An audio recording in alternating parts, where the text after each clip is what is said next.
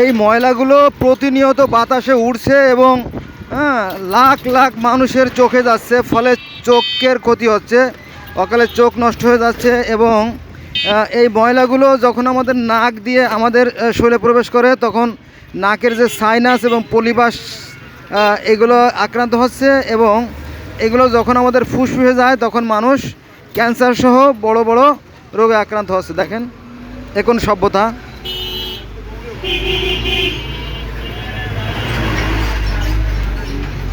আবার এই যে দেওয়াল, আমার ডাইন পাশে দেওয়াল দেখছেন না, এই দেওয়ালের পাশে কিন্তু গর্ত আছে। এখানে অধিকাংশ মানুষ প্রস্রাব করে, এখানে এই যে এইসব জায়গায় প্রস্রাব করে। তো এই প্রস্রাব করার ফলে এখানে আপনার মারাত্মক কিছু রোগ আছে যেটা তারা জানেও না। আবার যারা সমাজের ঊর্ধ্বতন দায়িত্বশীল মানুষ তারা এগুলোর কোনো প্রতিরোধক ব্যবস্থা নেয় না। সেটা হচ্ছে যে এখানে প্রস্রাব করার কারণে তাদের syphilis, gonorrhoea, herpes, chancroid, chlamydia, HIV/AIDS, hepatitis B, hepatitis C সহ এই দেখেন এই সব জায়গা নানা ধরনের জটিল রোগে তারা আক্রান্ত হয়। এই যে এখানে এটা পরীক্ষিত, কারণ আমি দীর্ঘ 20 বছর ধরে মেরিস্টপসে এই রিপ্রোডাক্টিভ হেলথ অর্থাৎ প্রজনন স্বাস্থ্য বা যৌন স্বাস্থ্যের পরে কাজ করে আসছি। তো আমি যথেষ্ট ভালো জানি যে লাখ লাখ মানুষ কিন্তু এই বিভিন্ন জটিল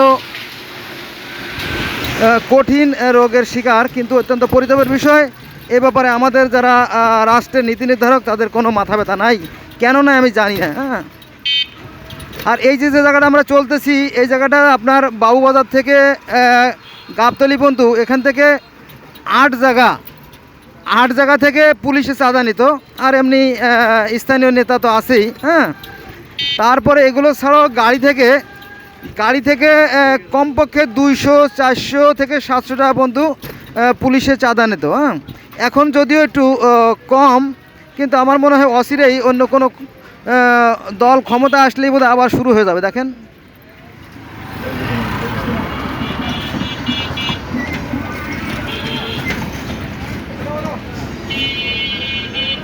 একটা কথা আছে যে example is better then percept. দেখতে বললে কত শুনতেছেন না, তো আপনারা দেখতেছেন। তো আমার মনে হয় এখানে খুব একটা বাড়িয়ে বলার দরকার নাই।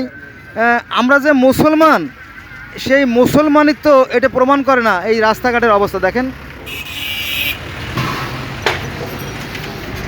ইসলাম ধর্মে বলা আছে যে তোমরা যদি রাস্তায় কোনো ক্ষতিকর বস্তু দেখো তাহলে তোমরা সেই ময়লাটাকে অপসারণ করে তুলে ফেলো, দূরে সরাই দিও। কারণ কি? যাতে তোমার অপর ভাইয়ের ক্ষতি না হয়। এটা হচ্ছে ইসলামের শিক্ষা। কিন্তু দেখেন এটা কি প্রমাণ করে যে আমরা মুসলমান? এত বড় অসভ্য, এত বড় নোংরা জাতি বিশ্বের ইতিহাসে বিরল। এই যে রাস্তায় যে ময়লাগুলো আছে না, দেখেন এই যে রাস্তায় যে ময়লাগুলো আছে, এই ময়লাগুলো কিন্তু প্রতিনিয়ত বাতাসে উঠতে থাকে। এই যে এবং আমাদের শরীরে প্রবেশ করে, আমরা নানা ধরনের রোগে আক্রান্ত হই।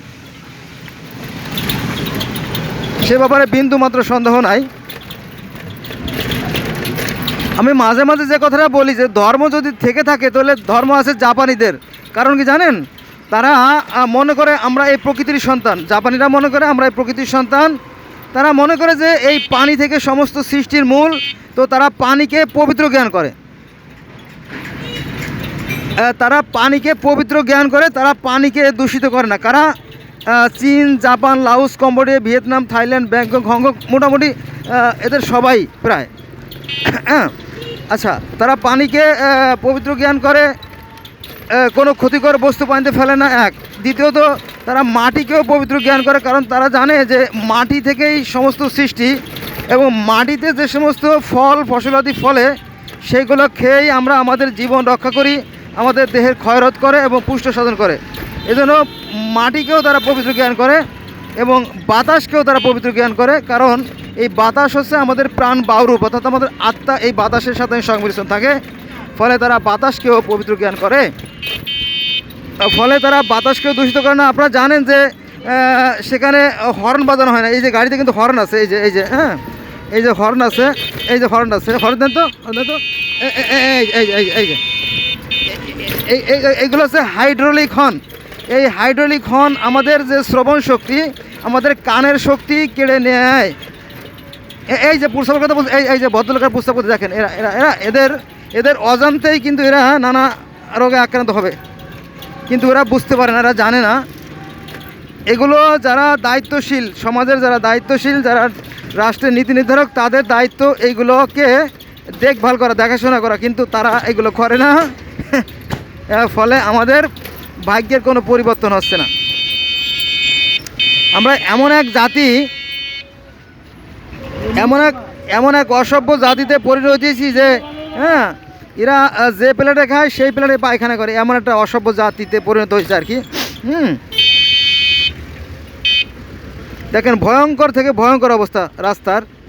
এই পলিথিনগুলো কিন্তু আপনার গাড়ির জায়গায় পিষ্ট হয়ে পাউডার আকারে উঠতে থাকে এবং আমাদের শরীরে প্রবেশ করে, যেটা বিভিন্ন রোগ সহ ক্যান্সারের জীবাণু বহন করে।